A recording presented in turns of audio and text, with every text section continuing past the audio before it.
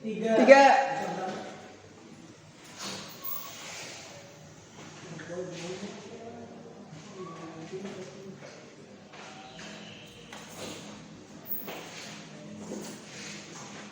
Assalamualaikum warahmatullahi wabarakatuh. Waalaikumsalam warahmatullahi wabarakatuh. Alhamdulillah kita dapat bertemu lagi pada pagi hari ini.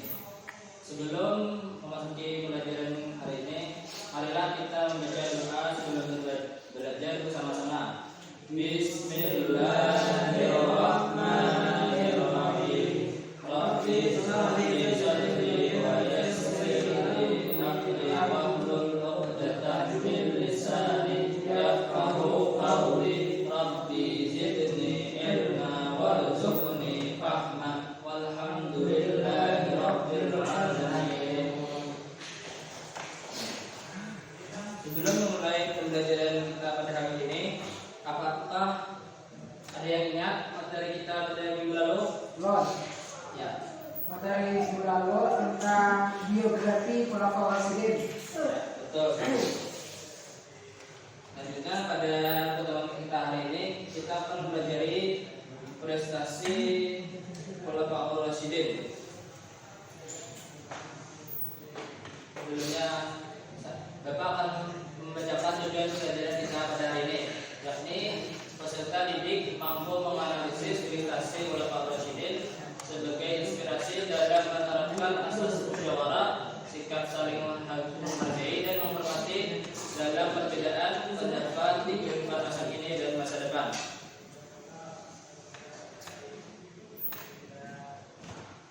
Sebelum kita pokok materi pada hari ini, Bapak ingin mengulang pengertiannya terlebih dahulu. Yang mana Khulafaur Rasyidin berasal dari kata khulafa dan ar-rasyidin. Khulafa atau khalifah berarti pengganti, sedangkan ar-rasyidin berarti petunjuk. Maka secara bahasa, pengertian Khulafaur Rasyidin adalah pengganti yang telah ditunjuk atau orang yang telah ditunjuk sebagai pengganti.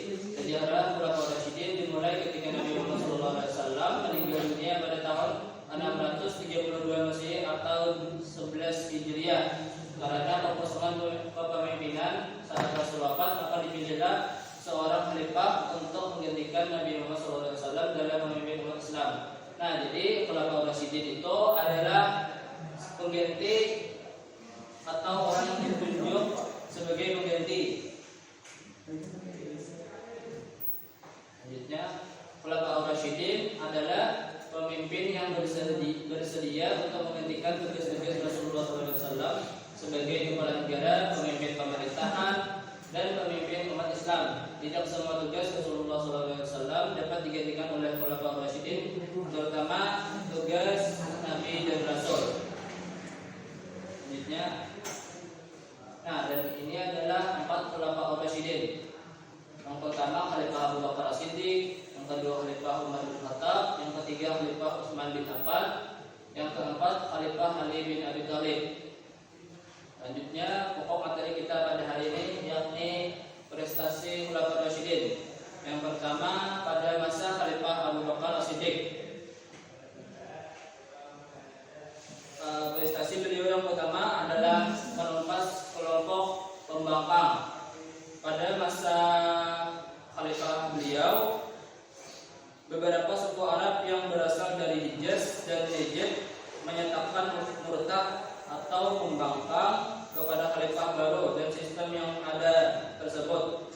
Suku-suku tersebut menyatakan bahwa mereka hanya memiliki perjanjian dengan Nabi Muhammad SAW. Oleh karena itu, kewafatan Nabi Muhammad menjadi alasan sehingga perjanjian tersebut tidak berlaku lagi. Bahkan ada pula yang menolak membayar zakat, sebagian pula kembali memeluk agama mereka yang lama, yakni menyembah berhala. Nah, jadi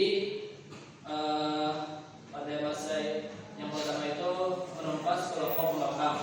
Yang kedua, kodifikasi Al-Quran. Abu Bakar As-Siddiq kemudian menunjuk Zaid bin Thabit sebagai pemimpin untuk mengumpulkan Al-Quran. Setelah selesai dikumpulkan, mushaf itu kemudian diserahkan kepada sang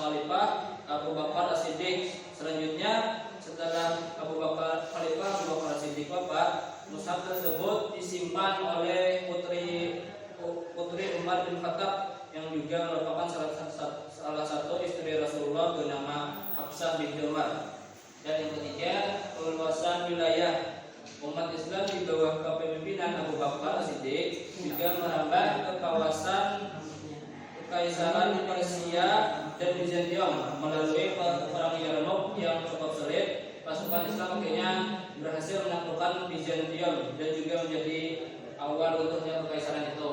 Nah, jadi itulah 3 investasi pada masa Khalifah Abu Bakar As-Siddiq. Yang pertama menambah kelompok pembangkang, yang kedua purifikasi Al-Quran, dan yang ketiga perluasan wilayah.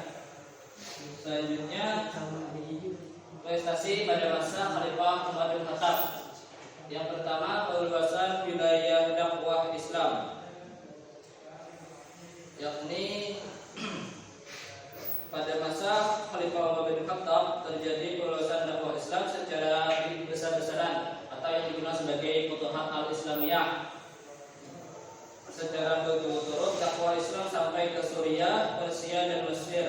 Pada waktu itu Suriah merupakan pusat perdagangan yang penting. Oleh karena itu Umar bin Khattab berusaha keras untuk memperluas wilayah dakwah beliau.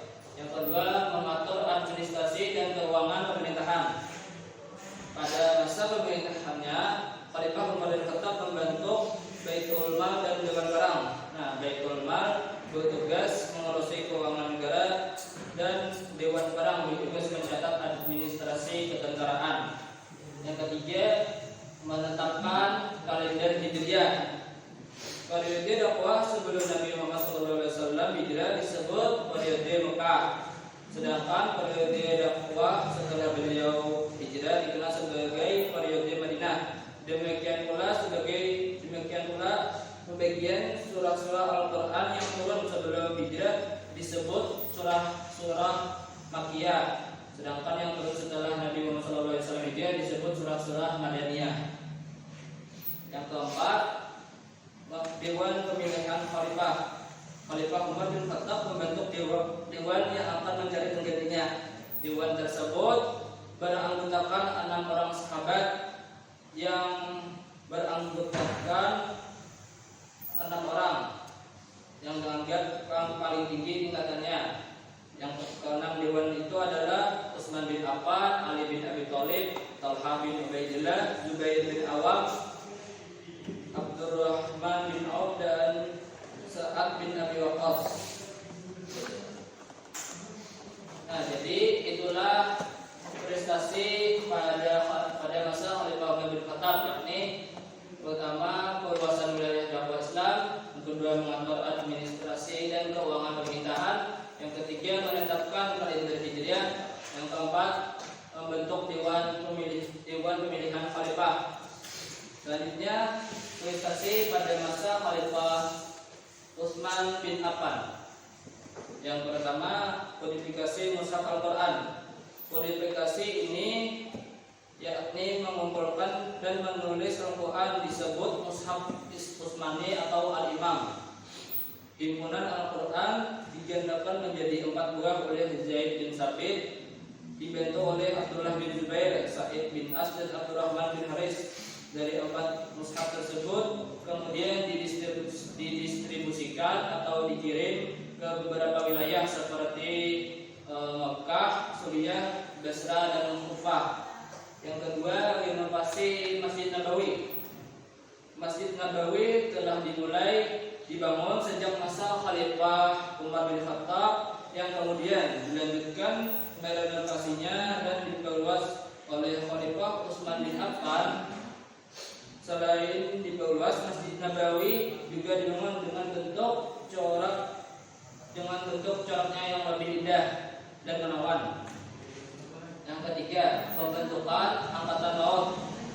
Tujuan dibentuknya Angkatan Laut adalah untuk melindungi wilayah Afrika, Siprus hingga Konstantinopel yang banyak diliputi lautan. Dalam perkembangannya, Angkatan Laut itulah yang kelak akan membawa misi dakwah Islam hingga ke daratan Eropa, bahkan sampai ke Indonesia.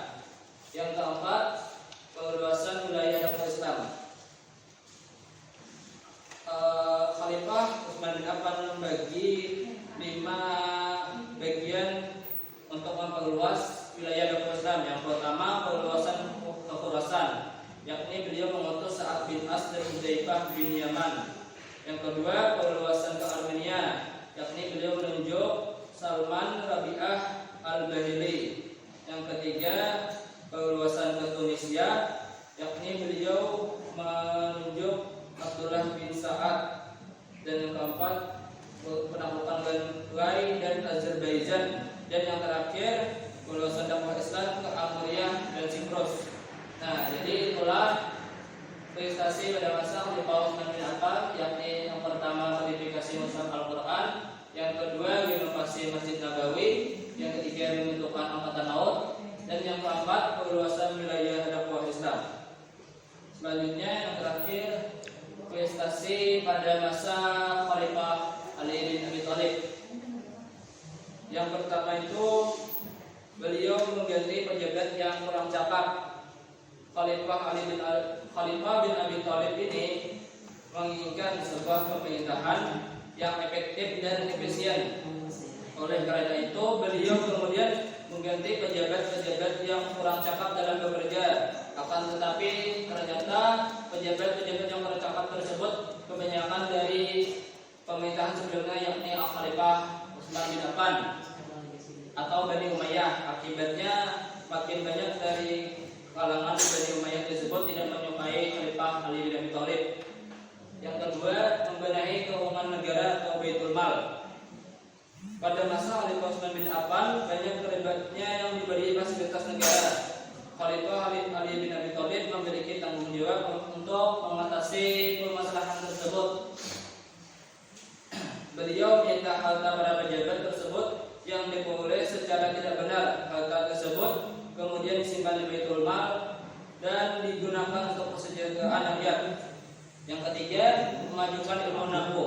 Untuk menghindari kesalahan kata dalam bacaan Al-Quran dan hadis, Khalifah Ali bin Abi Thalib memerintahkan Abu Aswad Ad-Duwali untuk mengembangkan pokok-pokok ilmu nahwu, yaitu ilmu yang mempelajari tata bahasa Arab. Keberadaan ilmu nahwu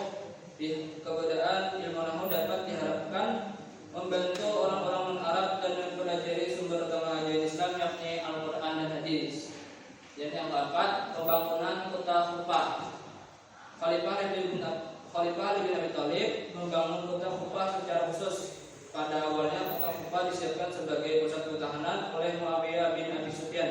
Tetapi kota Kufah kemudian berkembang menjadi pusat ilmu tafsir, ilmu hadis, ilmu nahwu dan ilmu pengetahuan lainnya.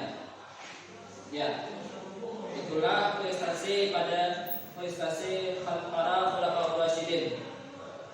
Sebelumnya adakah yang ingin bertanya? Ada, ya. Nah, jadi kesimpulannya, Khalifah Khulafaur Rasyidin adalah pemimpin yang bersedia menggantikan tugas-tugas Rasulullah SAW sebagai kepala negara, pemimpin pemerintahan dan pemimpin umat Islam. Khulafaur Rasyidin terdiri dari 4 orang, yaitu Sayyidina Abu Bakar As-Siddiq, Sayyidina Umar bin Khattab, Sayyidina Utsman bin Affan, dan Sayyidina Ali bin Abi Thalib. Ya.